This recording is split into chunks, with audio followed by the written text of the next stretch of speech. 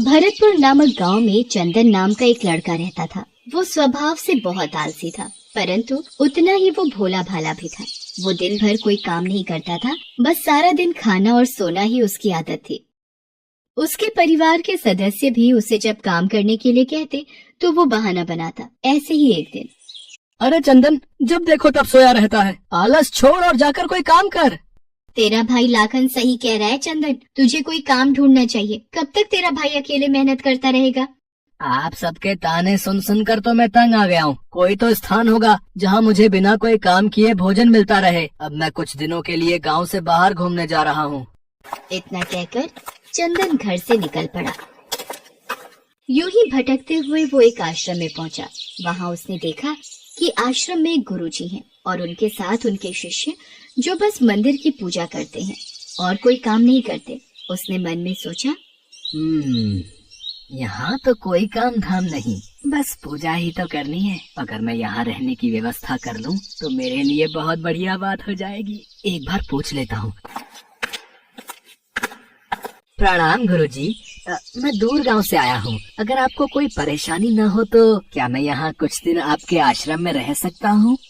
हाँ, क्यों नहीं, तुम इस आश्रम में अवश्य रुक सकते हो।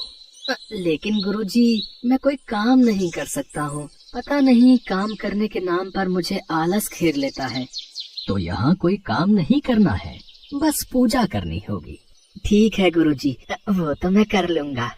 उस दिन से चंदन गुरुजी के आश्रम में रहने लगा। न कोई काम न कोई धाम, और समय पर खाने को भोजन भी प्राप्त हो जाता था। इसलिए चंदन पूजा पाठ पूरी लगन से करता था और प्रभु भक्ति में भजन गाता था। ऐसे ही चंदन को आश्रम में रहते महीना भर हो गया था। एक दिन चंदन पूजा पाठ के सभी कार्य करके जब भोजन करने रसोई में गया, अरे आज तो रसोई में खाने की कोई तैयारी ही नहीं है।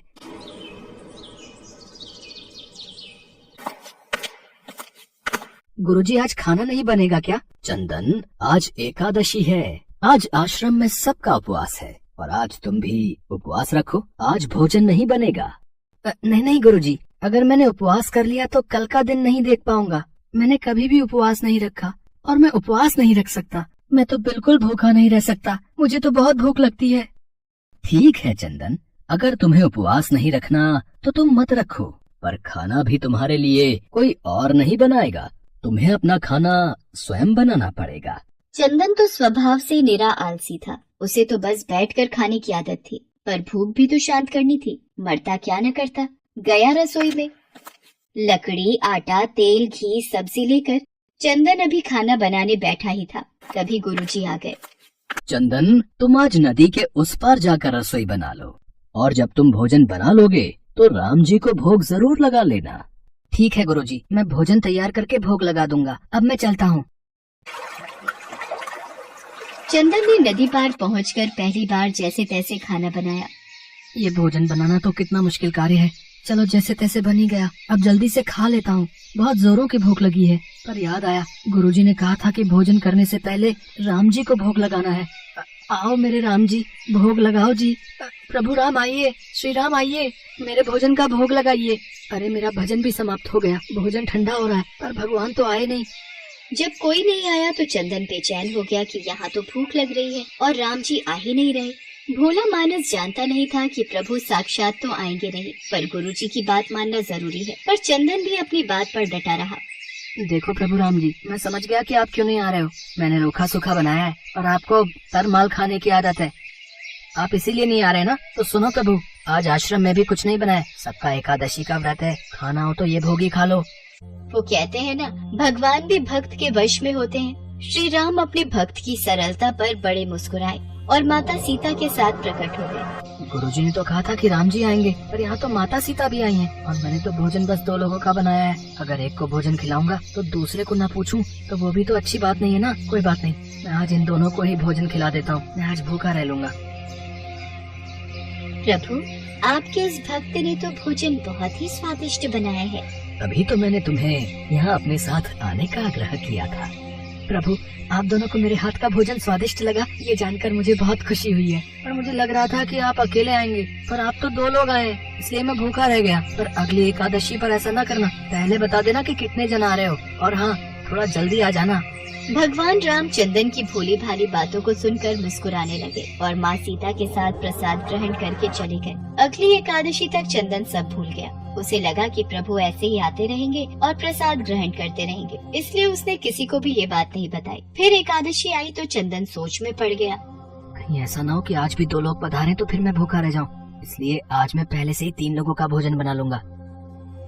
गुरुजी, मैं नदी पार रसोई बनाने जा रहा हूँ, पर आज थोड़ा ज्यादा अनाज लगेगा, भोजन पर 2 लोग आते हैं।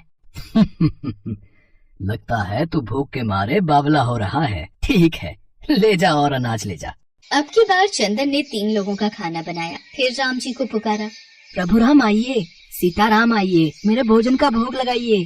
भगवान की महिमा भी निराली है।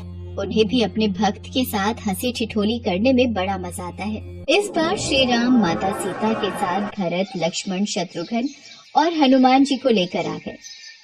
अरे ये क्या, एक का भोजन बनाया तो 2 आए, आज 2 का भोजन बनाया तो पूरा खानदान आ गया। लगता है आज भी भूखा ही रहना पड़ेगा।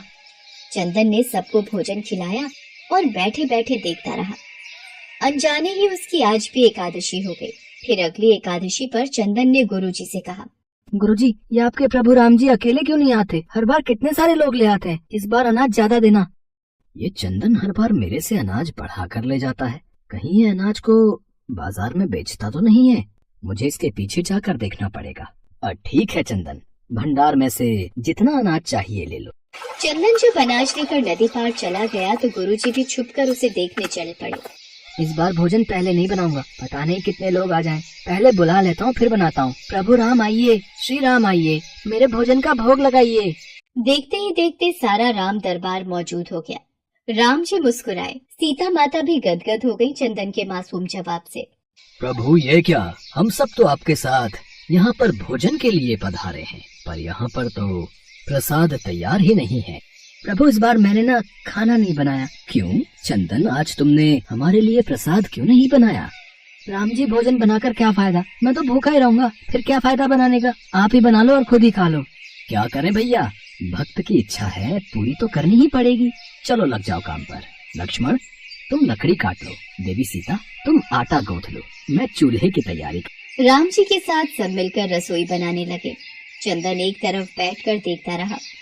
माता सीता राम जी के साथ जब रसोई बना रहे थे तो कई ऋषि मुनि व यक्ष गंधर्व प्रसाद लेने आने लगे। यहाँ तो कोई दिखाई नहीं दे रहा, ये बिना भोजन बनाए अकेला भूखा क्यों बैठा है? चंदन बेटा, क्या बात है, खाना क्यों नहीं बनाया? गुरुजी, आप अच्छा किया गुरुजी, आप आ गए। देखिए कितने लोग आते हैं प्रभु के साथ। मुझे तो यहाँ पर कुछ नहीं दिख रहा सिवाय तुम्हारे और अनाज के। एक तो इतनी मेहनत करवाते हैं प्रभु, भूखा भी रखते हैं, और ऊपर से गुरुजी को दिख भी नहीं रहे। ये और बड़ी मुसीबत है। राम जी, आप गुरुजी को दिख क्यों नहीं रहे? चंदन, मैं उन्हें नहीं दिख सकता। क्यों? गुरुजी तो बड़े पंडित हैं, ज्ञानी है, विद्वान है, उन्हें तो बहुत कुछ आता है, उनको क्यों नहीं दिखते आप? माना कि उनको सब आता है, पर वे सरल नहीं है तुम्हारी तरह, इसलिए उनको नहीं दिख सकता। गुरुजी, प्रभु कह रहे हैं कि आप सरल नहीं है, इसलिए आपको नहीं दिखेंगे। वाकई मैंने सब कुछ पाया, पर तुम्हारी तरह सरलता नहीं पा सका, और प्रभु तुम मन की सरलता से ही मिलते हैं। और हे प्रभु श्री राम, मेरी आपसे विनती है कि मुझे अपने दर्शनों से कृतार्थ करें। प्रभु श्री राम प्रकट हो गए और गुरुजी को भी दर्शन दिए। इस तरह एक भक्त के कहने पर प्रभु ने रसोई बनाई। गुरुजी समझ चुके थे कि चंदन मन का बहुत ही भोला भाला है और भगवान तो अपने भक्तों के सच्चे प्रेम को लालायित रहते हैं। चंदन को भगवान के साक्षात दर्शन की बात सुनकर उसकी माता और भाई भी बहुत गर्वित होते हैं। चंदन अब घर लौट आया था। वो अपनी माँ और भाई के कामों में भी हाथ बटाने लगा था। उसे विश्वास था कि वो जो भी भोजन बनाएगा प्रभु श्री राम उसे जरूर खाने आएंगे।